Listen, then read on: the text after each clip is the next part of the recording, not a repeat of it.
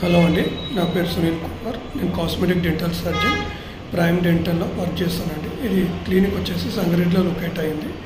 So ఈరోజు root canal గురించి చెప్తానండి. సో రూట్ కెనాల్ అనేది ఏంటంటే ఇవాళ సర్వసాధారణం అయిపోయింది చేయడంలో.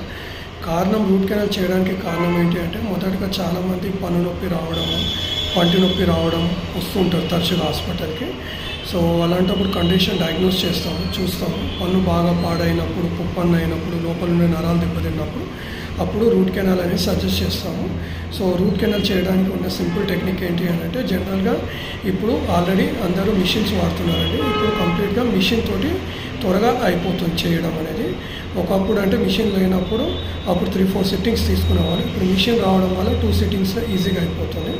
సో ఏముండదండి, అనస్థీషియా ఇస్తాము. అనస్థీషియా ఇచ్చినాక తర్వాత మనము పంటి పైభాగం నుంచి ఎంట్రీ అవుతామండి. మిషన్ తోటి ఎంట్రీ అయ్యి లోపల ఉన్న ఇన్ఫెక్షన్స్ పిన్స్ పెట్టి తీసేసాక పూర్తిగా తర్వాత రూట్స్ వరకు కంప్లీట్గా ఫిలప్ చేసేసి దానిపైన పర్మనెంట్ ఫిల్లింగ్ చేసేసి క్యాప్ వేయడం జరుగుతుందండి.